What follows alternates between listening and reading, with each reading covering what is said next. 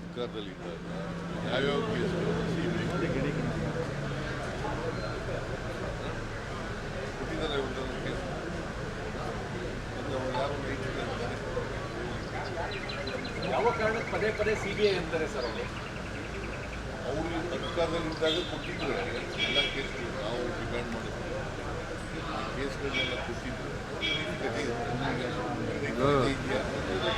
ಕೇಳು ಗೊತ್ತಾಯ್ತಾ ಕೇಸು ಕೊಟ್ಟಿದ್ರು ಗೊತ್ತಾಯ್ತಾ ಕೇಳು ಆ ಚೀಫ್ ಅನೇಕ ಕೇಸ್ಗಳಿಂದ ಸುಮಾರು 7-8 ಕೇಸ್ಗಳು CBI George case lottery case Soujanya case Uttara Kannada ಜಿಲ್ಲೆಗೆ ಕೊಟ್ಟಿದ್ದಕ್ಕೆಲ್ಲ ಯಾವುದಾದ್ರು ಒಂದು ಕೇಸ್ ಜನಾಂದೋಲನ ಮಾಡ್ತೀವಿ ಅದೇ ಕೇಸ್ ಇಟ್ಕೊಂಡು ಇಡೀ ರಾಜ್ಯಾದ್ಯಂತ ಮಾಡಲಿ ಅವರು ಈಗ ಆಂದೋಲನ ಮಾಡಲಿಕ್ಕೆ ಅವ್ರ ಪಾರ್ಟಿಗೆ ಸೇರುತ್ತೆ ವಿರೋಧ ಪಕ್ಷದಲ್ಲಿರುವಾಗ ಏನು ಆಂದೋಲನಗಳು ಮಾಡ್ತಾರೆ ಏನು ಚಳುವಳಿಗಳು ಮಾಡ್ತಾರೆ ಏನು ಪ್ರತಿಭಟನೆ ಮಾಡ್ತಾರೆ ಅವ್ರಿಗೆ ಸೇರುತ್ತೆ ಅವರು ನಾವು ಏನು ಉತ್ತರ ಕೊಡಬೇಕು ಅದನ್ನು ಕೊಡ್ತೀವಿ.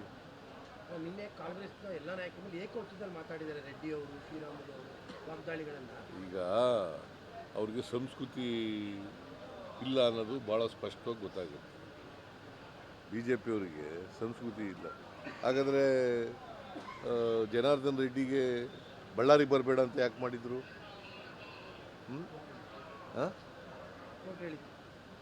ಬಳ್ಳಾರಿ ರಿಪಬ್ಲಿಕ್ ಆಫ್ ಬಳ್ಳಾರಿ ಅಂತ ಮಾಡಿದವ್ರು ಯಾರು ಬರೆದಿದ್ದದು?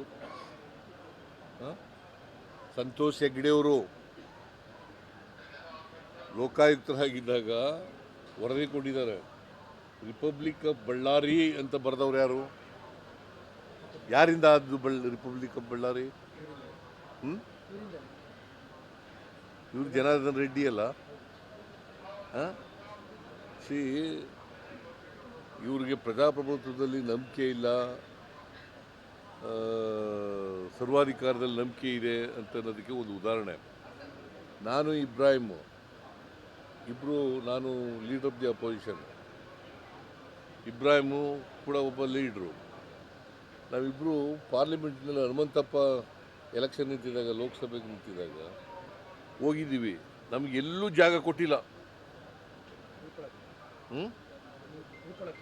ಉಳ್ಕೊಳಕ್ಕಲ್ಲಯ್ಯ, ಪಬ್ಲಿಕ್ ಮೀಟಿಂಗ್ ಮಾಡೋಕ್ಕೆ, ಕ್ಯಾಂಪೇನ್ ಮಾಡೋಕ್ಕೆ ನಮ್ಮ ಕ್ಯಾಂಡಿಡೇಟ್ಗೆ ಎಲ್ಲೂ ಕೊಟ್ಟಿಲ್ಲ. ಕೊನೆಗೆ ಒಂದು ಕುರುಬರು ದೇವಸ್ಥಾನದ ಹತ್ರ ಮಾಡಿದ್ದು ನಾನು.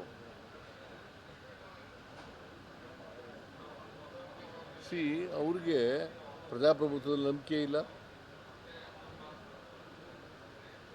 ಸಂಸದೀಯ ವ್ಯವಸ್ಥೆಯಲ್ಲಿ ನಂಬಿಕೆ ಇಲ್ಲ, ಸಂಸ್ಕೃತಿ ಸರಿ ಇಲ್ಲ. ಅವ್ರಿಗೆ ಗೂಂಡಾಗಿರಿ ಮಾಡ್ತಾ ಇದ್ದವರು ಅವರು.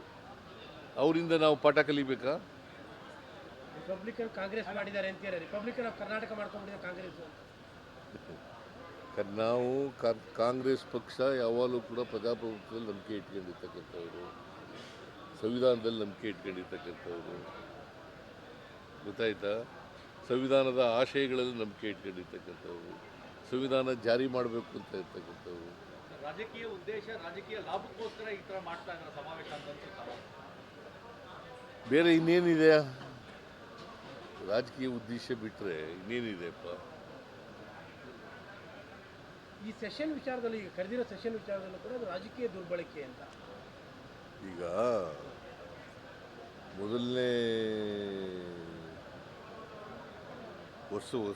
ವರ್ಷ ಅಸೆಂಬ್ಲಿ ಶುರುವಾಗುತ್ತಲ್ಲ, ಮೊದಲನೇ ವರ್ಷದಲ್ಲಿ ಅಲ್ಲ, ಹೊಸ ವರ್ಷದಲ್ಲಿ ಮಾಡಲೇಬೇಕಲ್ಲ. ಸಂವಿಧಾನ ಸ್ಪಷ್ಟವಾಗಿ ಹೇಳ್ತದೆ, it's A mandatory on the part of the government. Joint session ಮಾಡೋದು ಮ್ಯಾಂಡೇಟ್ರಿ, ಅದು ಮಾಡ್ತಾ ಇದ್ದೀವಿ. ಅದ್ರ ಜೊತೆಗೆ ಈಗ ನರೇಗಾ ಉದ್ದೇಶ ಏನು ನಿಮಗೆ? ಅದು ಗೊತ್ತಾ ನಿಮಗೆ? ನರೇಗಾ ಉದ್ದೇಶ ಯಾಕಾಯಿತು ಅಂತ? ರೈತರಿಗೆಲ್ಲ ಕೇಳಪ್ಪ, ಇಲ್ಲಿ right to work, right to information, right to education, right to food. ಇದನ್ನು ಮಾಡಿದವ್ರು ಯಾರು?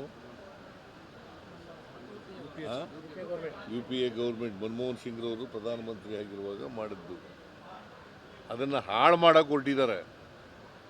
ಅದಕ್ಕೋಸ್ಕರ ವಿಶೇಷ ಅಧಿವೇಶನ ಕರೆದು ಅದನ್ನು ಖಂಡಿಸಿ ಮತ್ತೆ ಮನ್ರೇಗನ ರೆಸ್ಟೋರ್ ಮಾಡಬೇಕು.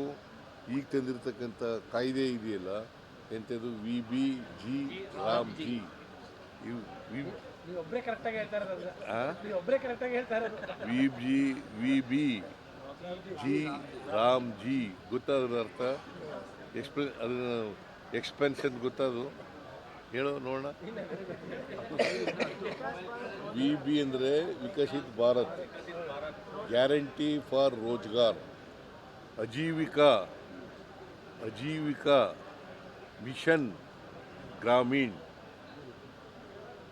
ಅದರರ್ಥ ರಾಮಲ್ಲ,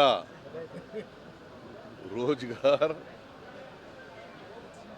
guarantee for Rozgar, Ajeevika mission Grameen ಅಂತ ಅದರ ಅರ್ಥ. ಮೊನ್ನೆ ಡಾಕ್ಟರ್ ಡೀಟೇಲ್ ಪ್ರೆಸ್ ಮೀಟ್ ಮಾಡಿದ್ರು. ಡಾಕ್ಟರ್ ಮಾಡಿದ್ರು ಡೀಟೇಲ್ ಆಗಿ. ಸರ್ ಇದು ಲೋಕಾಯುಕ್ತ ರೈಡ್ ಆಗಿದೆ ಸರ್. ಇಲ್ಲಿ ಅಬ್ಕಾರಿ DC ಮೇಲೆ ಸರ್ ಅವರು ಒಂದು 2 ಕೋಟಿ ಲಂಚ ಇಸ್ಕೋಬೇಕಾದ್ರೆ ರೈಡ್ ಆಗಿದೆ ಸರ್. ಅವರು ಕೂಡ ಒಂದು ಆಡಿಯೋ ಸಿಕ್ಕಿದೆ. ಆಡಿಯೋದಲ್ಲಿ ಈಗ ಯಾರು ಸಚಿವರು ಹೇಳಿದ್ದಾರೆ ಸರ್. ತಿಂತಾರೆ ಅವ್ರ ಮೇಲೆ ಕ್ರಮ ತಗೊಳ್ಳಿ. ಅಲ್ಲ ಬಟ್ ಅಲಿಗೇಷನ್ ನಾವು ಅದ್ರ ಮೇಲೆ ಅದಕ್ಕೆ ಅಡ್ಡಿ ಬರಲ್ಲ. ಲಿಕ್ಕರ್ ಸಚಿವರ ಹೆಸರಿದೆ ಸರ್. ಅಬಕಾರಿ ಸಚಿವರ ಹೆಸರಿದೆ. ಅವರು ಕೊಡಬೇಕಾಗಿತ್ತು. ಗೊತ್ತಿಲ್ಲ ನನಗೆ ಗೊತ್ತಿಲ್ಲ. ಅಲ್ಲ BJP ಅಲಿಗೇಷನ್ ಅದ್ರ ಮೇಲೆ ಶುರುವಾಗಿದೆ ಈಗ. ಅಲ್ಲಿ ಭ್ರಷ್ಟಾಚಾರ ನಡೀತಾ ಇದೆ ಇಷ್ಟರ ಮಟ್ಟಿಗೆ. ಲಿಕ್ಕರ್ ಸಚಿವರು ಅದನ್ನ ಈಗ 40% ಕಮಿಷನ್ ತಗೋತಾರೆ ಅಂತ ಯಾರು ಹೇಳಿದ್ರು? ಕೆಂಪಣ್ಣ ಅಲ್ಲ ಮತ್ತೆ ಸರ್